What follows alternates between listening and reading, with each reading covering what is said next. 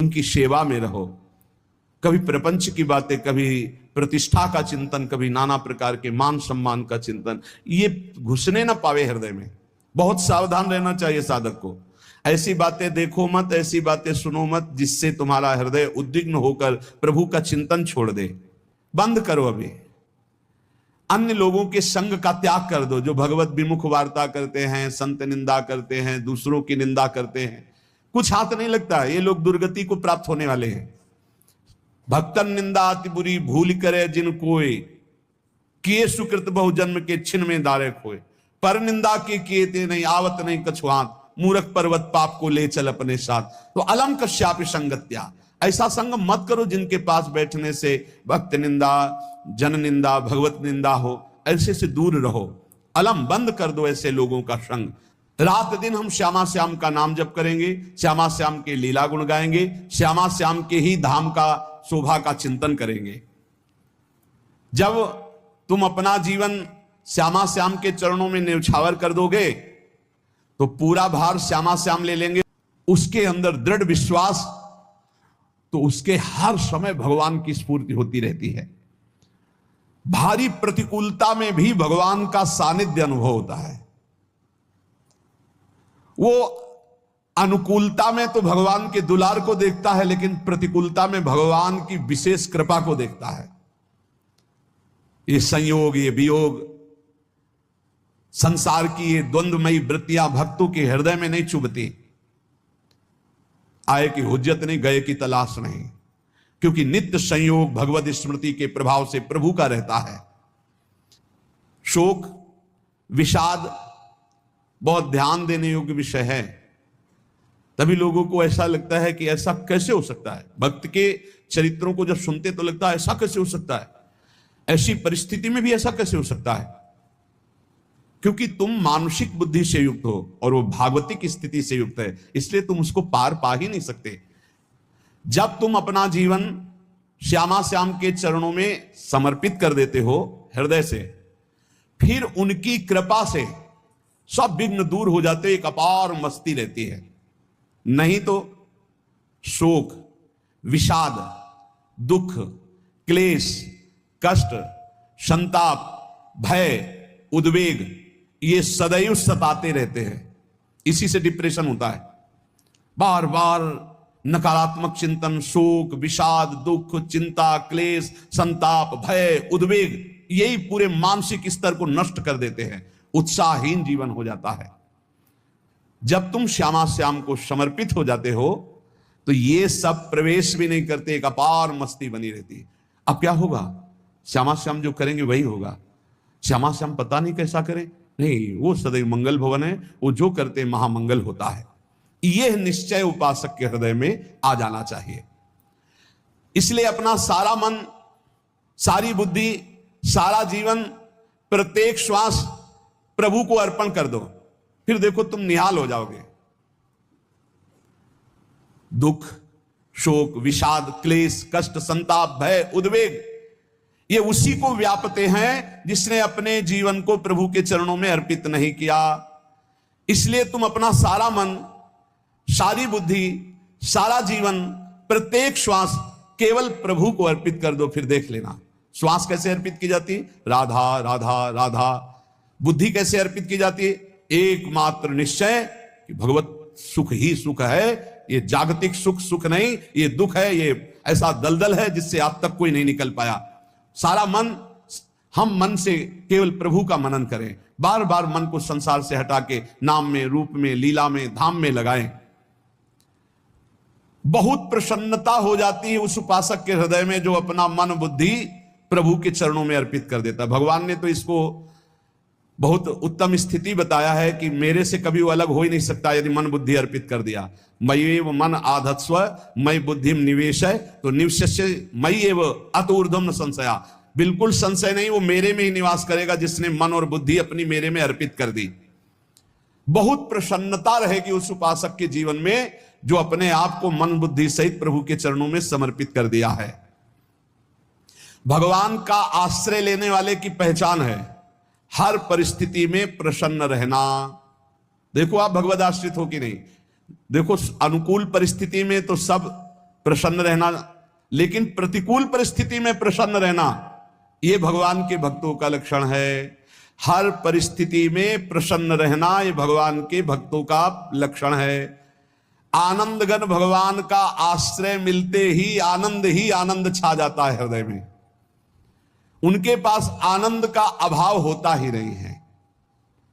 जैसे सूर्य का प्रकाश उदय होते ही सूर्य का प्रकाश संपूर्ण अंधकार को नष्ट कर देता है, ऐसे ही भगवान का संपूर्ण आश्रय लेते ही सब दुख चिंता शोक नष्ट हो जाते, आनंद ही आनंद। तुम भगवान के मंगलमय रूप को नहीं जानते हो, पर उनके मंगलमय भाव को, विधान को मानना शुरू कर दो। जो भी होता है मंगलमय होता है। हमने जीवन में देखा है, अगर इधर कोई बहुत बड़ा सुख दिया तो देर नहीं लगेगी, 24 घंटे नहीं व्यतीत होंगे और ऐसे दुख दे देंगे, जिससे दोनों का समान भाव रख करके ना दुख में तुम भूलो प्रभु को, ना सुख में फूलो, सीधे भगवत मार्ग में चल। पूरे जीवन की बात देखा है। भगवान के मंगल विधान में सदा सर्वदा सुख ही सुख है, इस बात को मान के प्रसन्न हो जाओ। जब भगवान का भजन करने वाले की तन्मयता बढ़ती है भजन में, तो द्वेषी जन अपने आप तैयार हो जाते हैं। भक्त कभी किसी से द्वेष नहीं करता, अपने आप वो द्रोह करने लगते हैं। तो नरसिंह मेहता जी से बहुत गांव के कई लोग थे जो जलते थे, ऐसे जलते थे कि अब क्या करें, कैसे मिटा दे नरसिंह मेहता जी को। अब उपाय तो मिल नहीं रहा था। तो एक दिन संतों की मंडली आई और उन्होंने कहा कि हम रास्ते में कोई चोर आदि धन ना ले ले, इसलिए यहां से किसी की हुंडी चलती है क्या द्वारिका में? पहले ऐसा था। बोले हाँ, हमारे यहां बहुत बड़े सेठ हैं नरसिंह मेहता जी, पर आप कहोगे वो मना कर देंगे। कई बार कहोगे, अगर वो स्वीकार कर ले तो वहां। और उनका लक्ष्य था कि नरसिंह मेहता जी की तो खाने की भी सुविधा नहीं थी, हुंडी कहां की बात आई। उनका था कि जब वो ना कहेंगे तो संतजन नाराज हो जाएंगे, अगर हाँ कह दिया तो वहां हुंडी चुकेगी नहीं, तो संतजन अपने आप इनको शाप दे देंगे, अपराध बन जाएगा, ये नष्ट हो जाएंगे। संतों को भेजा नरसिंह मेहता जी ने, सबकी दंडवत की, चरण पखाड़े। तो उनका ये इतना रुपया है, द्वारिका में साधु सेवा हम करेंगे, वहां तुम्हारी हुंडी चलती है, तो आप अरे उनका आप कहाँ भूल रहे हो, यहाँ खाने की भी व्यवस्था। बोले हमें सब पहले से बता दिया गया कि आप मना करोगे, बार बार मना मत करो, हमें पता है। तो उन्होंने ठाकुर जी की तरफ देखा, बोले क्या लीला है प्रभु, संतों से हम क्या कहें, ये ले रुपये। उस समय स्वर्ण की मोहरें चलती थी, बेच के बाजार से खूब उन संतों को पवाया, उन्हीं संतों की सेवा की। और उनका अपने सेठ का नाम तो बताओ जहां हमें जाके हुंडी मिलेगी। सेठ सावल शाह सेठ। संत जन गए वहां, पूछा कि नरसिंह मेहता जी का जिन सेठ से परिचय, उनका नाम सावल शाह सेठ, उनकी गद्दी कहां है? तो जो कुछ भक्त थे वो द्वारिकाधीश की तरफ संकेत करते कि वही है। बोले नहीं, वो सेठ है, उनकी गद्दी चलती थी पूरी बाजार में कहीं कोई। अब संत जन एकांत में होकर के बहुत विचलित हुए, क्या हमारे साथ धोखा हुआ? नरसिंह मेहता जैसा संत क्या धोखेबाज हो सकता है? देखो संशय तो बहुत विचित्र होता है, बड़े बड़ों को संशय हो जाता है। जब भगवती सती जी को संशय हो गया, राम जी को, हे खग हे मृग हे मधुकर श्रेणी, ऐसा पूछते हुए कि सच्चिदानंद कैसे हो सकते, तो किसी को हो सकता है, क्योंकि वो बुद्धि की अधिष्ठात्री देवी है। जो ही उनके मन में ऐसा आया कि क्या हमारे साथ धोखा हो रहा है, इतने में ही देखा जय हो सावल शाह सेठ की। होगा सावल शाह सेठ, तो देखा बढ़िया मुनीम जी उनके साथ, तो सेठ बस्ता लिए हुए मुनीम जी, सरकार इधर से चलो। तो उनका सावल शाह सेठ आपका नाम है? संतों ने कहा। बोले हाँ। बोले नरसिंह जी? हाँ। बोले आपकी हुंडी आ गई है। हुंडी एक कागज में लिखा कि ये हमारे सेठ जी को दे देना। वैसे लोग मुझे माखन चोर कहते, कोई कुछ कहता है, लेकिन आपने सेठ बना दिया। जब आपने सेठ बना ही दिया तो आप कभी परवाह मत करना तुम, और ये सेवक आपकी सेवा में सदैव तत्पर है। भगवान ने ऐसा लिखा। जो भगवद आश्रित है, एक बार ये चलता रहता है, जो संत जन होते हैं उनके विरोधी अपने आप बन जाते हैं, किसी से कोई मतलब नहीं, अपने आप विरोधी बन जाते हैं। कबीरदास जी का पूरी काशी में यश था। भजन करने वाले महापुरुषों का यश बढ़ता है जब, तो जो भजनहीन होते हैं उनके हृदय में जलन पैदा हो जाती है और उनको विविध प्रकार से फंसाना चाहते हैं, उनको कष्ट देना चाहते हैं। तो कबीरदास जी के यश को धूमिल करने के लिए कुछ ब्राह्मणों ने एक रचना रची, मुड़ मुड़ा के कबीरदास जी के शिष्य बन करके पूरी काशी के सब आश्रमों में निमंत्रण दे आए। कल भंडारा है, संत सेवा है, सबने स्वीकार किया। कबीरदास जी अपनी दिनचर्या करके निकले तो संत मंडली आने लगी। बोले कै बजे सेवा है? साधु सेवा। बोले कौन सी साधु सेवा? बोले कल आपके शिष्यजन निमंत्रण दे के आए, पूरी काशी के सब संत आ रहे हैं। कबीरदास जी ने कहा यहाँ तो एक की भी व्यवस्था नहीं, पूरी काशी के संत आ रहे। अच्छा, समझ में आ रहा है, लीला बिहारी तुम लीला करना चाहते हो। गए अपना निकल गए गंगा किनारे, एक झाऊ के नीचे बैठकर अपना भजन ध्यान में मगन है। 11-12 बजे तो उन्होंने देखा संतों की मंडली अब काशी तो बहुत। कबीरदास जी ने देखा कि आश्रम की, तो बोले पता नहीं क्या होगा, चलो चलते हैं। तो ऐसे गमछा वस्त्र करके ऐसे डालकर मुंह ढक करके वहां बड़ी बड़ी पंगत लगी थी। कबीरदास जी सबको पाओ जी पाओ। कबीरदास जी के रूप में स्वयं भगवान पाओ जी पाओ। कबीरदास जी ने कहा अच्छा, जब स्वामी परस रहे तो हम भी बैठ के पा ले। तो जब उसी पंगत में बैठ गए अपना कपड़ा ढक करके, और जब मोहरे की दक्षिणा दे रहे थे सब लोग कि वाह कबीरदास जी ने आज तो साधु से सबको।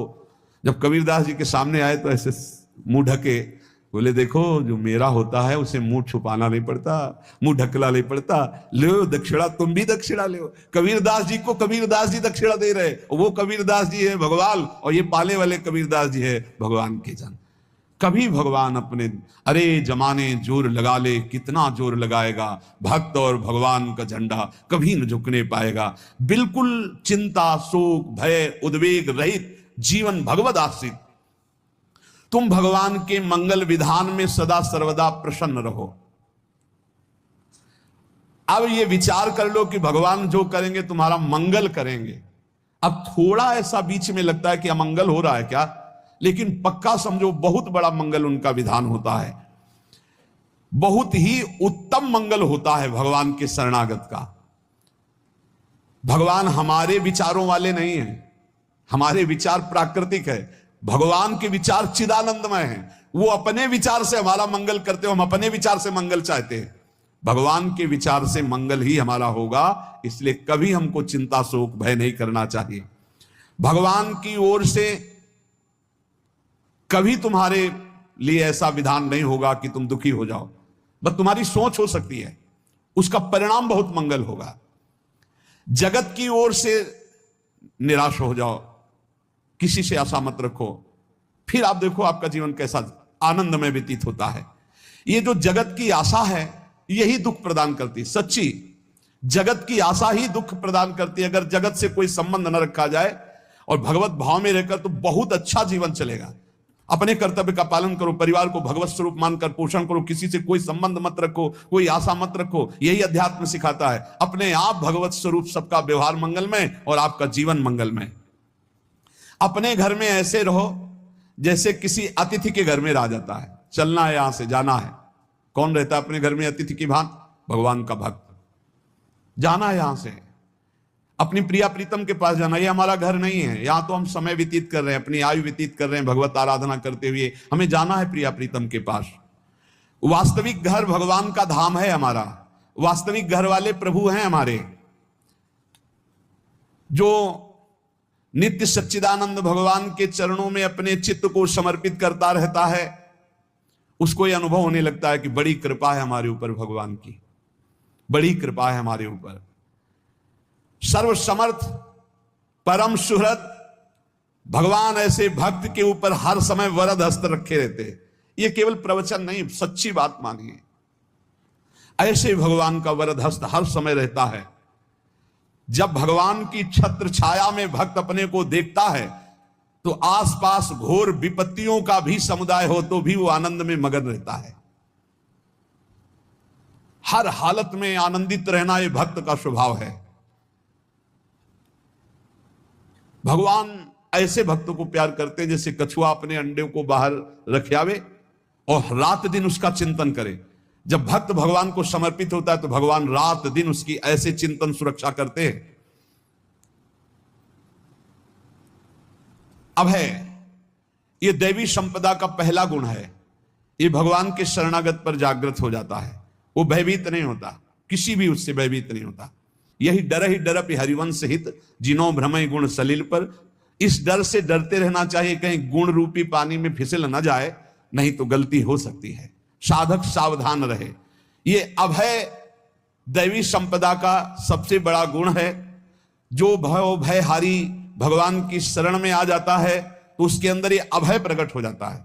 अगर कहीं तुम्हें एकांत में भय लग रहा है, एक आदमी तो एकांतिक में आए थे, वो कह रहे थे कि हमें हर समय भय लगा रहता कि कोई हमारे पीछे है, अंधेरा तो लगता कोई खड़ा है, मैं जीना मुश्किल हो गया, ऐसा भय। देखो ये मन कैसा है, भगवान से विमुख होने पर कैसे डरवाता है।